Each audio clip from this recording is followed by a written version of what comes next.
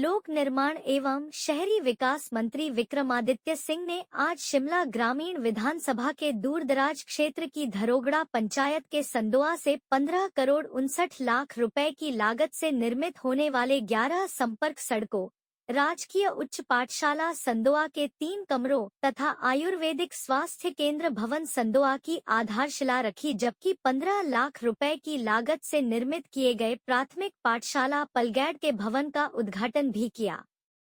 इस अवसर पर उन्होंने कहा कि विकास और कांग्रेस एक दूसरे के पर्याय है। कांग्रेस के शासनकाल में पूरे प्रदेश में तीव्र गति से संतुलित एवं समान विकास सुनिश्चित किया जाता है।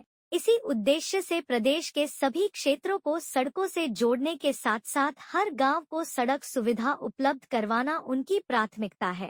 हमारे युवाओं को मिला है। अब तो आपके बिजली का इतना बड़ा प्रोजेक्ट यहीं खुल रहा है। सुन्नी में आपका जो प्रोजेक्ट लग रहा है, कितने युवाओं को रोजगार के साधन इस ITI के माध्यम से मिलेंगे आने वाले समय में। अभी तो शुरुआत हुई है, अभी तो कितने प्रोजेक्ट में लोग लगेंगे आने वाले समय में। तो ये सोच राजा वीरभद्र सिंह जी की थी, जिसके लिए हम उनका धन्यवाद भी करते हैं और आपके क्षेत्र के युवाओं को इसके लिए बहुत बहुत बधाई देते हैं कि इतनी बड़ी सौगात जो है वो सिराज क्षेत्र के युवाओं के लिए दी गई है।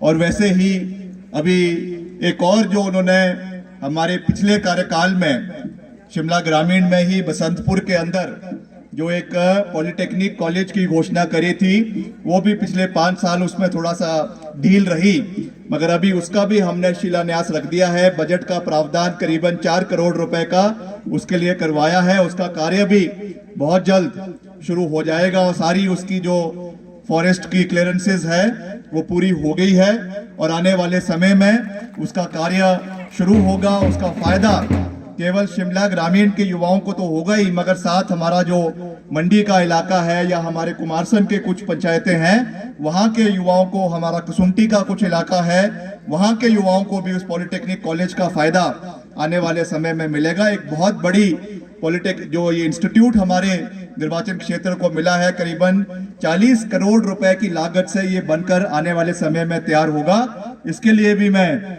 जो है वो कांग्रेस पार्टी का दिल की गहराइयों से धन्यवाद करता हूं कि ये सौगात हमारे इलाके को जो है वो दी गई। DGBR से रोड से मझेलू है, आपका कधार घाट से गानवी है, पिपलू घाट से परगैना है, पिपलू घाट से ग्राव है, डुमेर नाला से हरिजन बस्ती जो आपके डुमेर में है पंचायत में, वैसे ही धनपड़ पलगेड़ यही नीचे वाला, और आपका लंबीधार से श्रेया, ये कौन सी पंचायत में आता है? अच्छा, इसी पंचायत में है। और लिंक रोड आपका बनूना से शौंता खड गानवी, और लिंक रोड आपका शेरुला से थाच, ये कौन सी पंचायत में? अच्छा, द्रोगड़ा में। और लिंक रोड आपका शेरुला से बराड़, और DGBR रोड से बरोटा। इन सड़कों का जो है वो कार्य आज यहाँ पे इसके लिए हमने शिलान्यास रखा है। और मुझे खुशी है कि इनमें से अधिकतर सड़कों में मैंने विधायक रहते हुए भी और उससे पहले भी पैदल इन इलाकों का दौरा किया हुआ है, तो मुझे चप्पे चप्पे का इस इलाके का पता भी है। और वहाँ के लोगों से जब हम मिले समय समय पर, चाहे चुनाव के समय मिले पहले या उसके पहले, जब मैं लगातार इलाके का दौरा करता था, तो लोगों ने डिमांड रखी कि ये सब सड़कें उसमें आनी चाहिए। जो कुछ तो ऐसी थी जो हमने विधायक रहते हुए पहले भी करवाई जब मैं विपक्ष में था, मगर आप लोगों के आशीर्वाद के साथ सरकार हमारी बनी और मुझे लोक निर्माण विभाग मिला। तो निश्चित तौर से एक तौर तो हमारी प्राथमिकता रहती है कि पूरे प्रदेश में समान विकास हो, समानता से हम पूरे प्रदेश, चाहे वो आपका शिमला है, चाहे आपका दूर दराज का चंबा का इलाका है, चाहे कांगड़ा है, चाहे हमीरपुर है, चाहे सिरमौर है, चाहे कुल्लू है, चाहे जनजातीय क्षेत्र है, हमने कभी भी भेदभाव की राजनीति में विश्वास नहीं रखा। हमेशा समानता के साथ आगे इलाके को जो मुझे जिम्मेवारी दी गई उसमें हमने हमेशा समानता के साथ आगे बढ़ने का प्रयास किया। मगर निश्चित तौर से क्योंकि शिमला ग्रामीण मेरा निर्वाचन क्षेत्र है, तो निश्चित तौर से लोगों की उम्मीदें कई गुना ज्यादा बढ़ भी गई, तो उसको पूरा करना भी हमारा दायित्व बनता है। इसलिए इन सड़कों के लिए हमने बजट का प्रावधान किया और आज इनका कार्य बहुत जल्दी जो है वो शुरू हो जाएगा। और वैसे ही जैसे अभी यहाँ पे कह रहे थे, आपके हमारे जगदीश जी भी कह रहे थे, समर्थन किया उस समय, और मैंने ये कहा कि जो भी कार्य, विकासात्मक कार्य कोई भी सरकार करवाए उसको आगे ले जाना ये हमारा दायित्व बनता है, हमारी जिम्मेवारी बनती है उसको। क्योंकि जब हमारी सरकार बनी तो उसके बाद जो 6 महीने के निर्णय पूर्व सरकार द्वारा लिए गए थे उनको रिव्यू किया गया और उसमें उसकी जो नोटिफिकेशन थी उसको जो है वो रिवाइव नहीं हो पाई।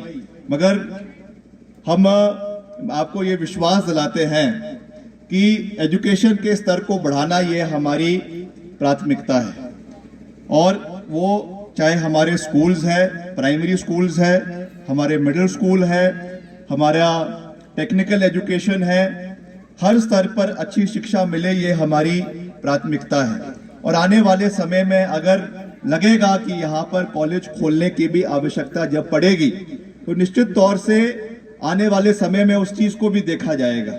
जैसा अभी यहाँ पे केवल राज जी कह रहे थे कि विकास की जो प्रक्रिया है वो निरंतर चलते रहती है, मगर जब हम एक बड़ी बात करते हैं तो उसके लिए जो फीडर हमारे स्कूल्स हैं या हमारी प्राइमरी स्कूल्स है, हमारे सीनियर सेकेंडरी स्कूल्स है, पहले उनको जो है वो मजबूत करने की आवश्यकता होती है। और इतना भी हमको देखना है कि इलाके की जो हमारी पॉपुलेशन है, हम इलाके की जो हमारी डेमोग्राफी है, उस चीज का ख्याल भी रखने की आवश्यकता होनी चाहिए। केवल घोषणा के नाम पर घोषणा नहीं होनी चाहिए, मगर उसका सही फायदा इलाके के लोगों को मिले, पहले ये प्राथमिकता होनी चाहिए।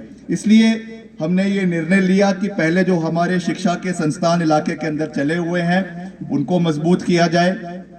पिछले कल मैं मुख्यमंत्री जी के साथ रामपुर जा रहा था, तो यहाँ से ऊपर से हेलीकॉप्टर से गुजर रहे थे, तो मैं पूरा निरीक्षण जो है वो सराज क्षेत्र का हवा के मार्ग से कर रहा था। और मुझे बड़ी खुशी हुई जब हम हिमरी के ऊपर से गए तो साइंस ब्लॉक जो है, जो नया बनकर तैयार हुआ है, बड़ा चमक रहा था। मैंने मुख्यमंत्री जी को दिखाया कि ये राजा वीरभद्र सिंह जी की देन है इस इलाके में, जो हिमरी का साइंस ब्लॉक है।